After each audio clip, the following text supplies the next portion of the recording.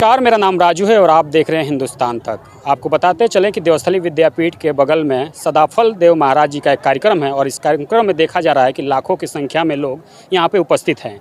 यहाँ पे हम लोगों ने कुछ लोगों से बात किया और जानने का प्रयास किया कि आखिर लोग कहाँ से आए हुए हैं। तो किसी ने धनबाद से बताया, तो किसी ने बंगाल से बताया, तो कोई बनारस से, तो कोई लखनऊ से, यानी लाखों की संख्या में यहाँ पर आपको देखने को मिलेगा कि सदाफल देव महाराज जी के कार्यक्रम में काफ़ी दूर दूर से लोग आए हैं। यहाँ पर उनके रहने की भी खास तौर पर व्यवस्था की गई है, उनको खाने का भी व्यवस्था किया गया है और वहीं पानी का भी पूरी तरीके से व्यवस्था किया गया है। जब हमने पूरे पंडाल के तरफ सर्च किया तो यहाँ पे मेडिकल के भी जो फैसिलिटी है, गर्मी को देखते हुए मेडिकल का भी फैसिलिटी बहुत अच्छा दिखाई दिया। और हम जिस जगह पे खड़े हैं आप देख सकते हैं कि बगल में एक वाटर सप्लाई दिया गया है। यहाँ पे काफ़ी दूर दूर से जो लोग आए हैं उनको खाने का व्यवस्था भी पूरी तरीके से दिया गया है और पानी का भी पूरी तरीके से व्यवस्था किया गया है। यानी जिस जगह पर जिस हम चौराहे के बगल में है, उस चौराहे के बगल में एक भंडारा का भी प्रोग्राम किया गया है, जिसमें सभी भक्तगण आप देख सकते हैं कि भोजन कर रहे हैं। भोजन करने के बाद पानी टंकी के पास आ रहे हैं और आने के बाद आराम से पानी भी पी रहे हैं और जो थालियां हैं उस थालियां से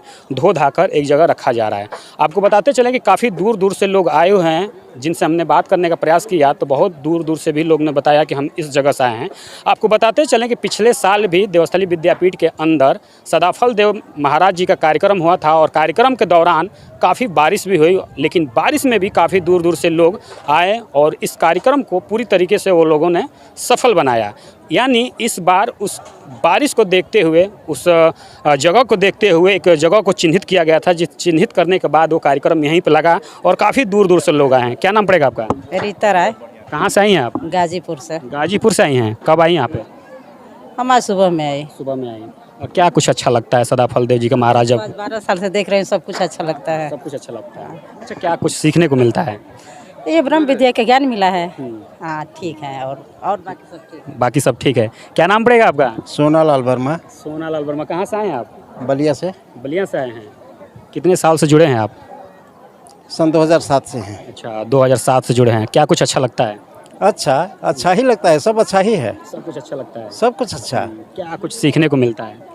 ब्रह्म विद्या का ज्ञान सीखने को मिलता है, जिससे शांति मिलती है आत्मा को।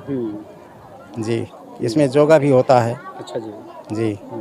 अच्छा, आपने कहाँ ये कार्यक्रम में शामिल हुए हैं? कहाँ गए हैं आप? बनारस भी गए हैं, सौरवेद महामंदिर पर।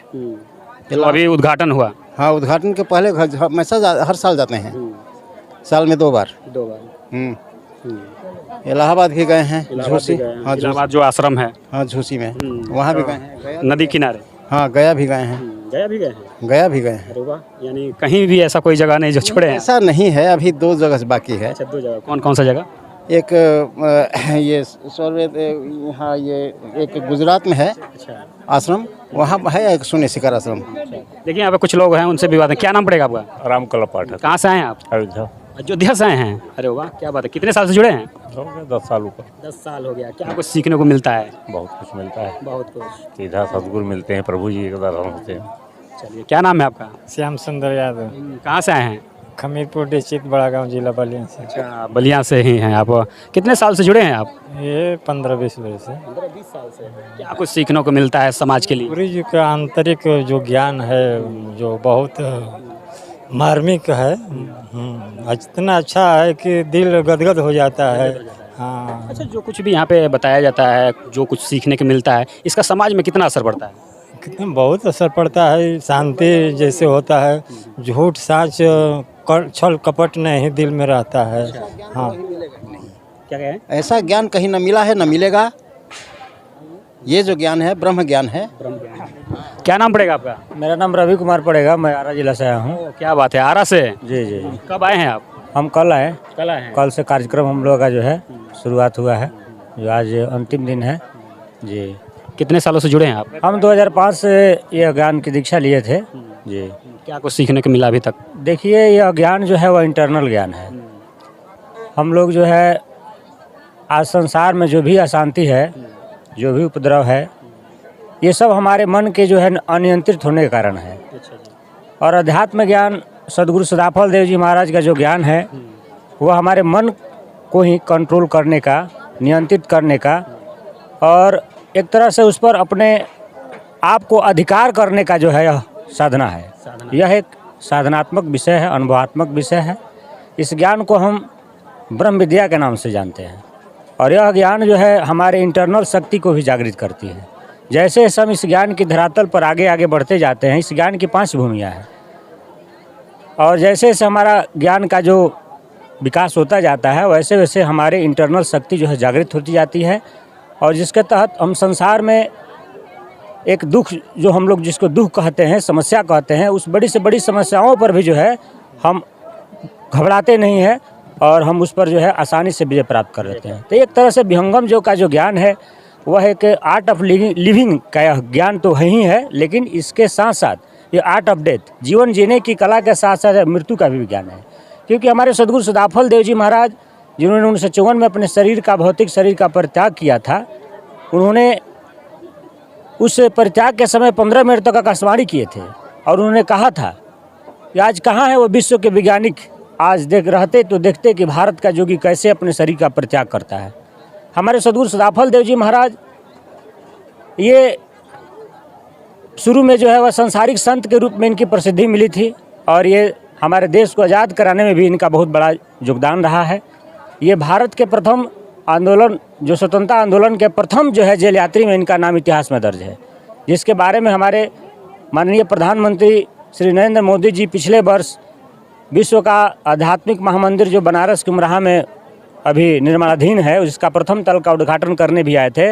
वहाँ भी इन्होंने इस इतिहास को उन्होंने पुनः जागृत किया कि सद्गुरु सदाफल देव जी महाराज, जिनका प्रारंभ का नाम संत श्री विज्ञानानंद देव जी महाराज था, 1920 में इन्होंने दानापुर छावनी में स्वतंत्रता आंदोलन के दरमियान इन्होंने आध्यात्मिक भाषण दिया था, जिसमें इनकी गिरफ्तारी हुई थी और 2 वर्षों की इन्हें सजा भी हुई थी। और आगे चल करके इन्हें 17 वर्ष इन्होंने अपने शून्य शिखर हिमालय की कंदरा में अपनी तपस्या को, साधना को पूरा किया और वहाँ पर इन्हें अध्यात्म का संपूर्ण ज्ञान, जिसे हम परमात्मा का ज्ञान कहते हैं, वहाँ प्राप्ति हुई, परमात्मा का इन्हें दर्शन हुआ।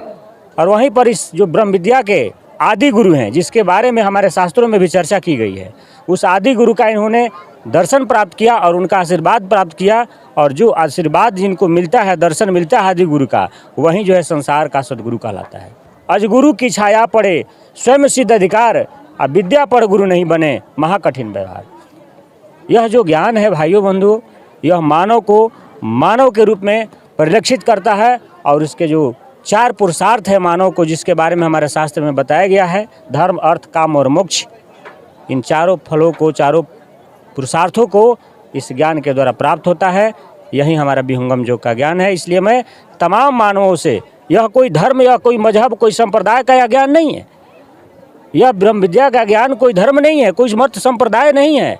यह ज्ञान जो है वह मानवता का ज्ञान है, अधिकार मानव जाति इसके। हमारे स्वामी जी विश्व का आध्यात्मिक सदग्रंथ जो है स्वरवेद, इन्होंने अपने 17 वर्ष की घोर तपस्या के पश्चात अपने स्वयं के अनुभव के आधार पर उन्होंने एक महान ग्रंथ का सृजन किया था, जिस ज्ञान सदग्रंथ का नाम स्वरवेद उन्होंने रखा था। स्वरवेद का अर्थ जो है स्व मतलब आत्मा और स्व मतलब परमात्मा भी होता है, जिसके द्वारा आत्मा और परमात्मा का ज्ञान प्राप्त होता है, वही तो स्वरवेद का जो सिद्धांत है।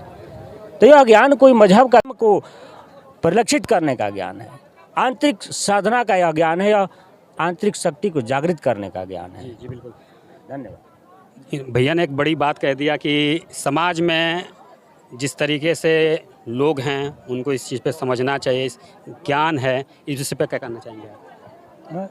क्या कहना चाहेंगे आप? समाज के लिए इतना बड़ा कुछ कह दिया और कहना है इसमें कुछ भी नहीं कहना है, कुछ भी नहीं कहना है।